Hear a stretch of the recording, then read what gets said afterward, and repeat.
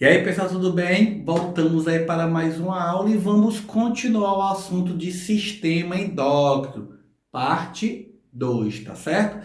Na parte um falamos de hipófise e de tireoide, e agora eu vou complementar o processo, vou falar das outras glândulas.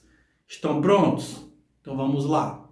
Bem, o que eu vou falar hoje? Eu vou falar daquelas glândulas, né? Que não foram faladas na última aula, como por exemplo a paratireoide, a suprarrenal, o pâncreas, o ovário e o testículo. Então a gente vai falar cada particularidade.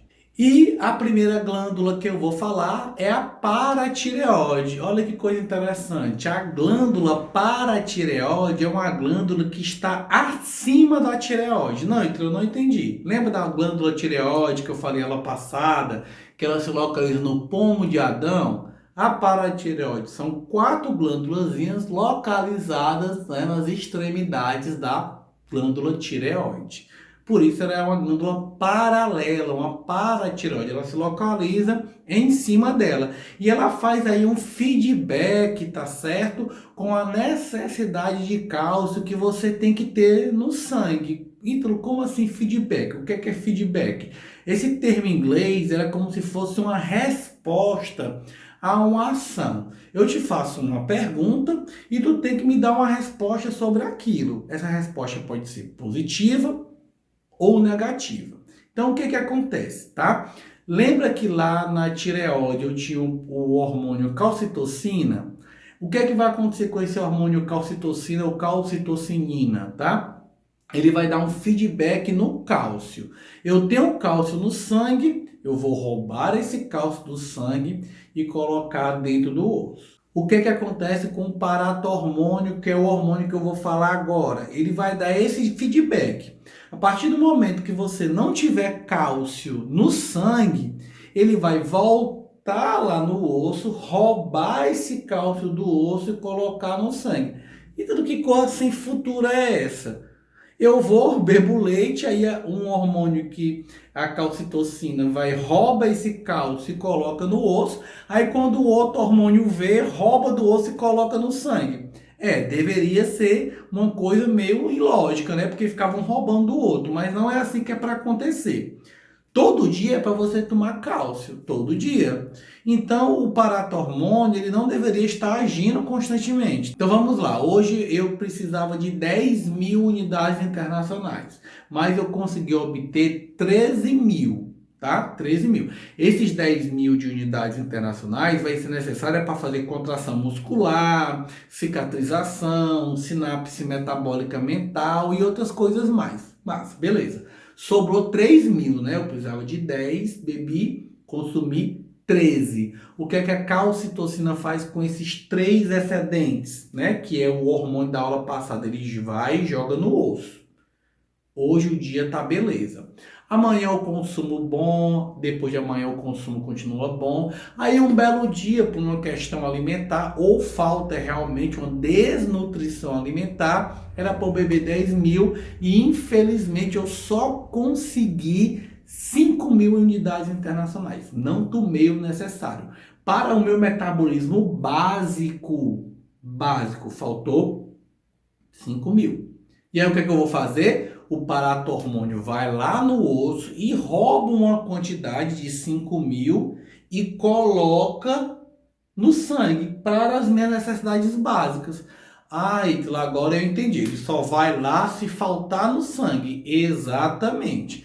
Se você mantém uma nutrição constante, beleza. Olha uma questão crítica. Mulheres que entram no processo do climatério, na menopausa, faltam hormônios que vai fazer ela menstruar, né? LH, FSH, estradiol, progesterona, ela, incrivelmente, tem um problema com a calcitocina. Ela não consegue fazer com que a calcitocina, por mais que ela tenha cálcio excedente no sangue, faça esse cálcio carregar o excedente e colocar no osso. Até aí não seria tanto problema, porque isso acontece quando você tem 40 45 anos, 35 anos, você já tem um osso bem forte. Mas olha aí, ele só atrapalha a calcitocina. Ele não atrapalha o climatério, não atrapalha o paratormônio. Então, se você, entrando no climatério, hoje, deveu aqueles 5.000, o paratormônio vai e tira. Mas a calcitocina não pega quando você tem excedente e coloca. Então passa a acontecer o que a partir daquele momento? Sempre déficits. Déficit, déficit, déficit, déficit, até que você desenvolve um problema chamado osteoporose. Por quê? Porque você só tira e não coloca. A sua massa óssea diminui e você fica com a ossificação fraca. Por isso que é aconselhável mulheres que entram no climatério fazer um suprimento de cálcio extra. Por isso que tem aqueles medicamentos, né, sem fazer propaganda, calcitran B12. Aquele comprimido tem a quantidade que você precisa para um dia. Se todo dia eu tomo aqueles comprimidos, não me falta cálcio. Não faltando cálcio no sangue, eu não preciso tirar do osso. Mas Ítalo também não vai colocar. Não colocar não vai, mas também não vai tirar. E aí você sempre fica, pelo menos, mantendo a massa óssea adquirida anteriormente. Vamos falar agora da glândula suprarrenal, aquela glândula que está acima do rins. Lembra que a hipófise, ela controlava essa glândula? Beleza, tá? O que essa glândula ela vai fabricar? Ela vai fabricar hormônio chamado glicocorticoides. Hormônios que agem em várias situações do seu corpo. Esses hormônios glicocorticoides também são controlados pelo feedback lá da cabeça, da hipófise. O que esses hormônios eles podem fazer no processo? Ele controla a quantidade de glicose no sangue, ele te dá ali um feedback se você tem muita ou pouca glicose, e aí outro hormônio vai agir, que é a insulina. Ele vai trabalhar com processos proteicos, tá? Por exemplo, hoje faltou açúcar no sangue, eu não tenho açúcar, eu não me alimentei de açúcar, só comi carnes, proteínas. O que ele vai fazer? Ele vai te dar um feedback lá no fígado, para o fígado fazer um processo chamado glicogênese, onde ele pega a tua proteína e transforma em açúcar.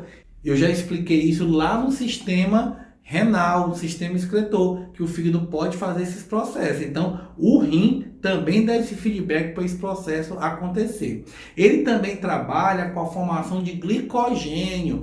Por exemplo, tu tem muito açúcar no sangue, tu comeu mais do que tu precisa, tá tendo um excedente de açúcar, eu posso armazenar açúcar para o momento de fome. Então ele age junto com o pâncreas, dá um sinal para o pâncreas agindo como uma glândula, tá?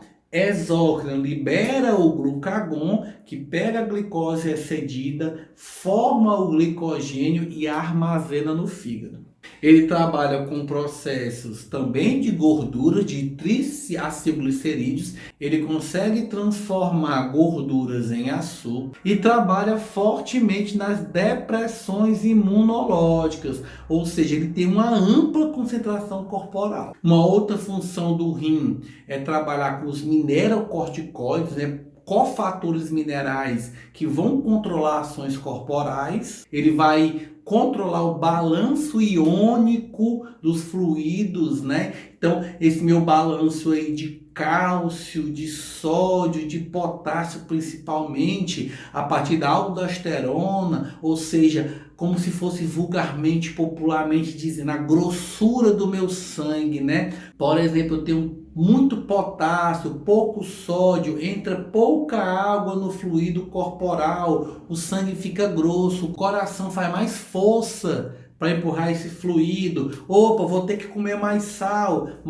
no fluido corporal, mais sódio. Opa, vou ter que beber mais água, eu sinto mais sede. E essa água entrando faz com que o fluido sanguíneo fique mais liquefeito, mais fácil de empurrar. Então esses balanços hídricos de sal fora da célula, sal dentro da célula, bomba de sódio e potássio, é controlado pela aldosterona, que é percebido pela glândula suprarrenal. Então ela tem uma importância no balanço hídrico. Se esse balanço hídrico ele não ocorrer da maneira correta, você vai desenvolver um problema de pressão alta, muita força que o coração fez para empurrar o fluido, fragiliza os vasos e você tem que controlar isso rapidamente, porque você pode desenvolver situações como o AVC, por exemplo. O rim também consegue fabricar aí, né, andrógenos, hormônios ligados, né, na masculinidade e na feminilidade. No homem, esses andrógenos praticamente são insignificantes, né?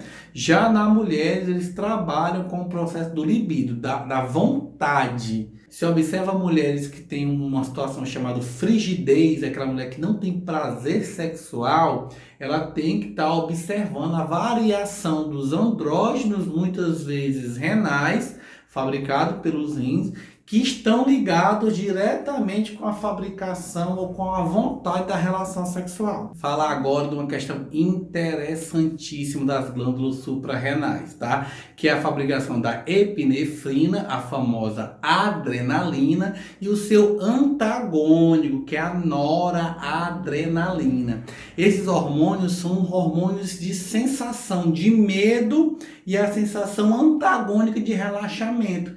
E esses medos são inerentes dos mamíferos para a sua relação de ação de fuga. Nós já comentamos essa ação quando eu fui falar anteriormente desses hormônios lá nos sistemas abertos corporais. Por exemplo, quando eu fui falar no sistema nervoso, onde eu, indivíduo, percebo a minha ação e tenho que gerar um feedback, uma ação de fuga, por exemplo. Então vamos lá. A partir do momento que um mamífero ele sente medo, ele procura proteger a sua vida, ele vai gerar um monte de ações que vai gerar uma tentativa de fuga, uma ação de fuga. E aí eu vou envolver os sistemas simpático e parasimpático. Não vou explicar com detalhes, porque eu já expliquei lá no sistema nervoso, então eu vou dar só um balanço assim por cima. Vamos lá. Vou pegar o exemplo de um cavalo de corrida. Isso, um cavalo de corrida.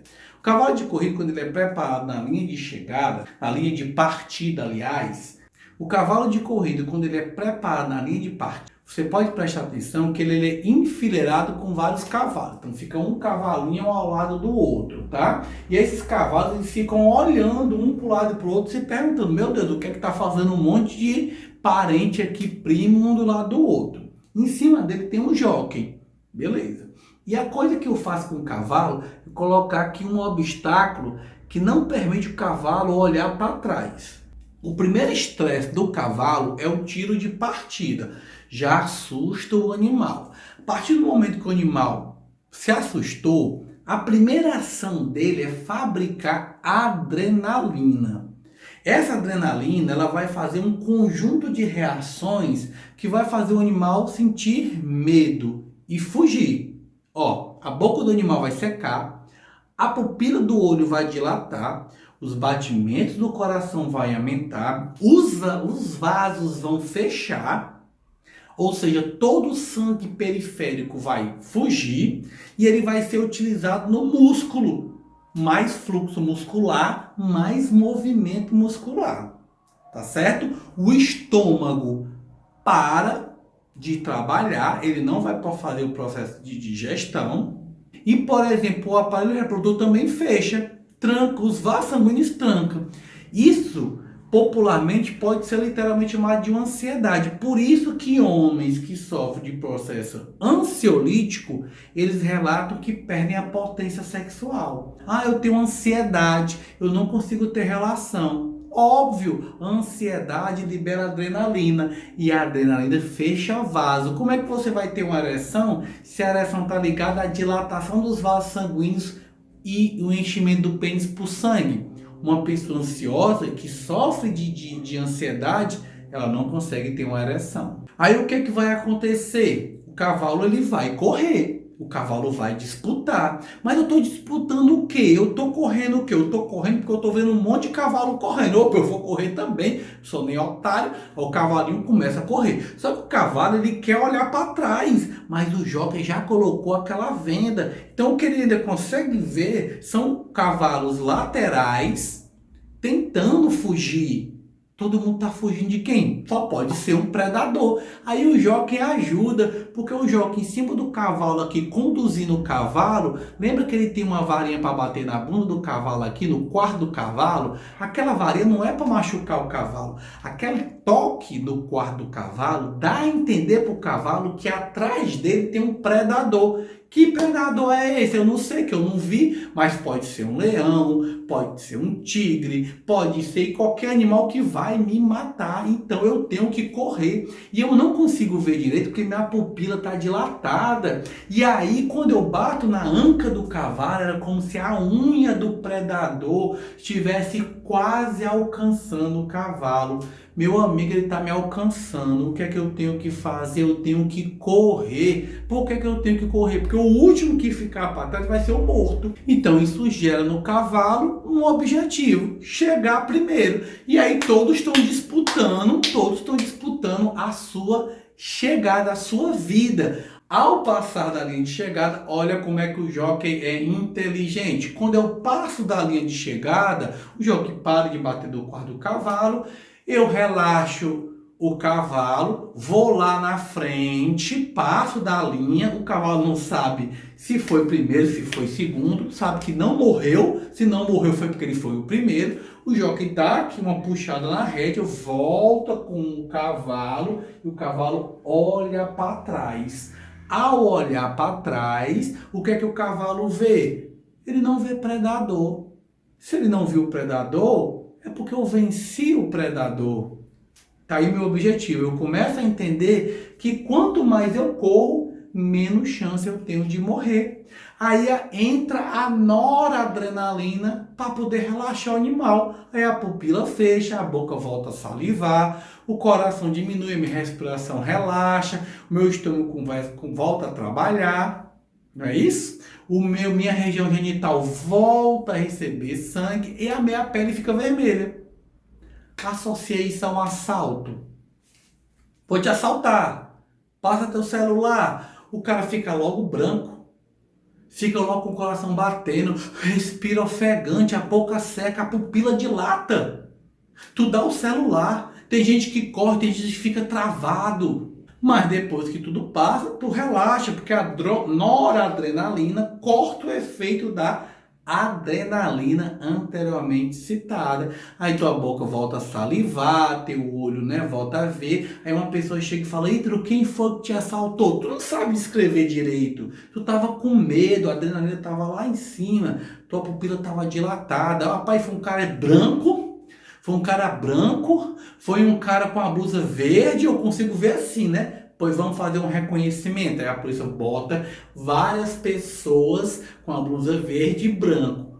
Tu tem nervoso como dizer perfeitamente que foi ele? Não tem. Você fala: eu acho que foi aquele.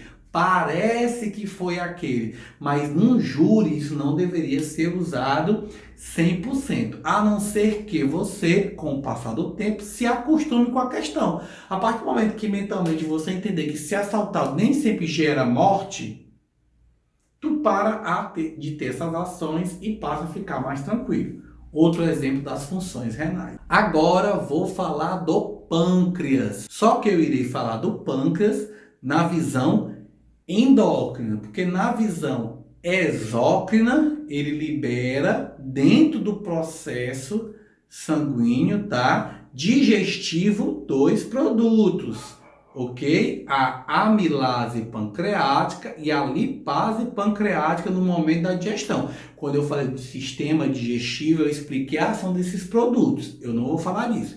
Eu vou falar da função endócrina, que ele libera insulina e glucagon. Basicamente é o seguinte: uma pessoa, ao se alimentar, comer principalmente carboidratos, depois do processo digestivo, os índices de carboidratos na corrente sanguínea aumentam. A partir desse momento, eu tenho um sinal para o pâncreas, que é dividido em ilhotas, né, chamado ilhotas beta e ilhotas alfa, que ela deve fabricar os hormônios, liberar os hormônios para os processos digestivos. As ilhotas beta liberam insulina. Então, a partir do momento que eu tenho uma grande concentração de açúcar no sangue, essa insulina é fabricada, vai lá no sangue, ela é um cofator, se liga à glicose e joga a glicose dentro da célula para fazer o processo de queima e fabricação de ATP. Não vou explicar esse processo. Ítalo, então isso eu não fabrico insulina, se essas ilhotas param de funcionar e você vai ter uma diabetes. Se você tem todas as ilhotas sem funcionar, ou se você tem as ilhotas parcialmente sem funcionar, você vai desenvolver diabetes tipo 1, diabetes tipo 2. Vou comentar isso já já. Aí, joguei um açúcar no sangue, nunca vou jogar se eu tiver excesso de açúcar. Olha aí, um fator limitante é a insulina. Se eu pego todo o açúcar no sangue, porque eu comi muito arroz, muito macarrão, muito feijão, tem muita glicose, eu jogo toda dentro das células, literalmente elas entopem de açúcar. Não é interessante. Então, o fator limitante é a insulina, não é o açúcar. Só vai entrar na célula a quantidade de insulina capaz de carregar o açúcar. Sobrando açúcar no sangue, as células alfa do pâncreas são estimuladas a fabricar um produto chamado glucagon. Esse glucagon agora vai lá no sangue, pega o excesso de açúcar, cria uma cadeia, um polímero de glicose chamado glicogênio e armazena no teu fígado, uma reserva de energia. Aí você comeu meio-dia, beleza, comeu bem, jogou açúcar na célula, fabricou energia, armazenou glucagon no fígado, tudo de boa, na lagoa, tá tudo tranquilo. 3 horas era para você merendar, né? As taxas de açúcar vão baixando, aí tu não merenda porque tu teve que resolver um problema, foi com tua mãe no centro, esqueceu, não deu para comer. Quando dá 6 horas da noite, a taxa de açúcar no sangue tá baixa, tu tá com hipoglicemia. Aí o que é que tu faz?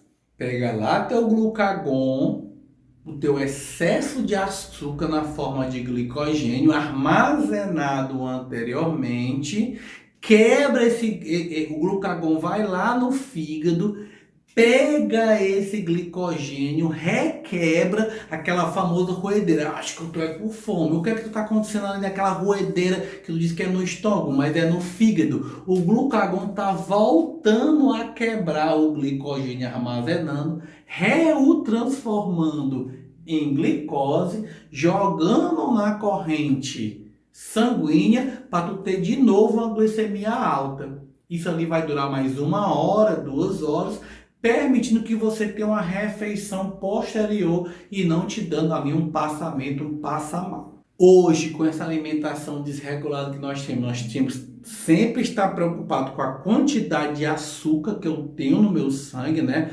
Então a taxa normal é até entre 70 e 90 miligramas por mililitro de sangue, né, de açúcar, então eu tenho que manter essa taxa. Passei dessa taxa, eu estou com pré-diabético ou diabético.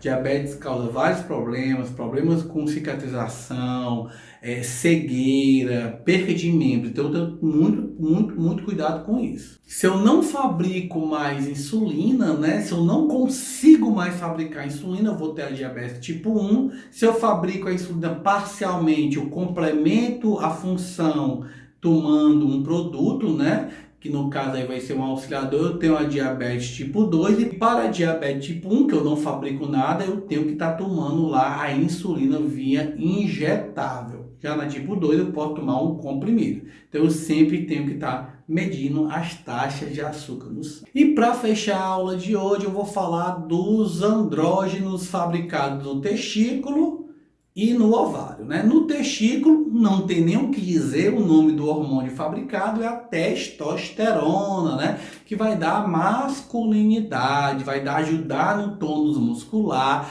vai dar aparência masculina, o queixo fino, a barba, a voz grossa, né? O quadril achatado, ou seja, todas as características masculinas, o desenvolvimento do pênis é determinado pela testosterona, que também está ligado na fabricação dos espermatozoides. Então, se um homem perde, né, os testículos, ele vai perder essa produção de testosterona. Já na mulher, os hormônios fabricados nos ovários é o estradiol e a progesterona, que eu já comentei anteriormente, que eles têm um feedback com o LH e o FSH, que tendem, né, a ser controlados e a controlarem a progesterona e o estradiol. Olha que coisa interessante, a partir do momento que eu tenho esses hormônios, né, o estradiol, além das características femininas, o quadril largo, a voz fina, o queixo arredondado, a não fabricação de pelos corporais, eu vou, além disso, estar ligado diretamente aos processos de gestação,